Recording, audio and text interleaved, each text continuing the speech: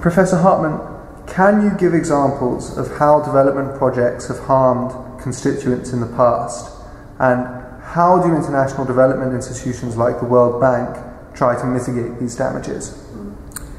Well, as a general response, we assume that development projects serve the society and the economy. Otherwise, hopefully, we wouldn't do them. And we have ways of assessing whether we think these projects are good for the economy.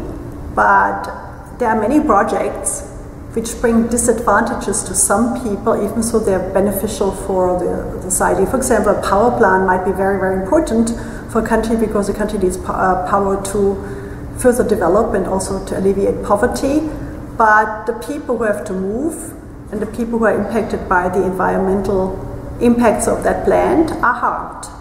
So typically in infrastructure projects we have quite a cohort of people who have direct negative impacts. What are the key safeguard policies international developments have in place, and how do they try and mitigate the damage of development projects? There are typically a common set of safeguards which all multilateral development banks have. They might have different names and come in different shapes, but they all include very substantively the environmental impacts. Every MDB and also a number of bilateral institutions and the OECD guidelines require, if you do an investment, you shall make an environmental assessment, and if there are environmental impacts which cannot be avoided, you have to mitigate them in the following way. There's a significant policy typically on resettlement, when people have to be resettled because of the investment. There kick in a whole set of policies on consultations, on compensations which have to be conducted. There is a protection of cultural heritage, which includes also cultural practices. The IFC, not all, but also the World Bank and its revised standards, and the ADB have some elements of labor policy, which requires adherence to national standards, but also no forced labor, no bonded labor, but not all core labor standards of the ILO. There is an indigenous people policy, which means certain groups which live according to their own norms as indigenous communities, which is distinctly different than the rest of the country, which would be destroyed through the development project need to be protected. The African Development Bank does not have the indigenous people policies, the others do.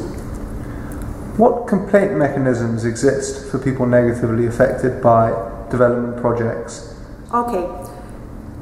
As part as improving the accountability of multilateral development institutions, particularly the World Bank, in mid-90s the World Bank established something which is called the inspection panel, which was a mechanism, or is a mechanism, where people can send complaints to, in which they argue, I make the case, we have been harmed or will likely be harmed in the future if this project is implemented, and the cause for that harm is because you, MDB, have not applied your own policies.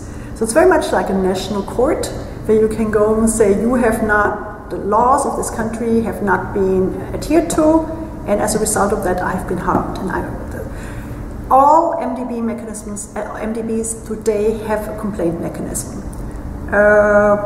As I talked about the World Bank, the Asian Development Bank, the Inter-American Development Bank, the European Bank for Reconstruction and Development, the Asian Development Bank, European Investment Bank. The Asian Infrastructure Bank intends to also put in place such a mechanism. So that's pretty much part of the governance structure today of these institutions.